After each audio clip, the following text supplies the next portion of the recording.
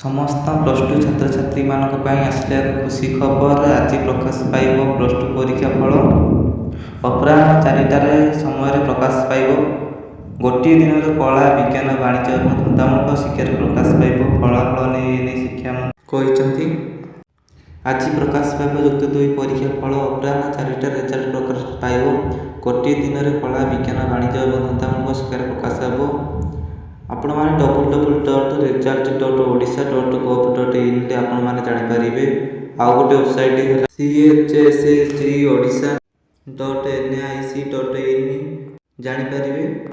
ଆଉ ଗୋଟେ ହେଉଛି 562633 ଏହି ନମ୍ବରରେ SMS ମଧ୍ୟରେ ଚେକ୍ କରିପାରିବେ +2 ରେଜଲ୍ଟ। ଚଳିତ ବର୍ଷ ଯୁକ୍ତ 2 ପରୀକ୍ଷା ଦେଇଛନ୍ତି 3,64,537 ଜଣ ରେଗୁଲାର ଛାତ୍ରଛାତ୍ରୀ। ସେମାନଙ୍କ ମଧ୍ୟରୁ କଳାରେ 2,29,604 ଜଣ ରହିଥିବା ବେଳେ ବାଣିଜ୍ୟରେ 23,560, ବିଜ୍ଞାନରେ 1,06,325 ଓ ଧନ୍ଦାମୂଳକ ଶିକ୍ଷାର 5,038 ଜଣ ଛାତ୍ରଛାତ୍ରୀ ରହିଛନ୍ତି। ସେହିପରି 37,282 ଜଣ ଏକ୍ସ ରେଗୁଲାର ଛାତ୍ରଛାତ୍ରୀ ପରୀକ୍ଷା ଦେଇଛନ୍ତି। ଭୁବନେଶ୍ୱରସ୍ଥିତ ଉଚ୍ଚ ମାଧ୍ୟମିକ ଶିକ୍ଷା ପରିଷଦ କାର୍ଯ୍ୟାଳୟ ପରିସରରେ ପ୍ରକାଶ କରାଯିବ।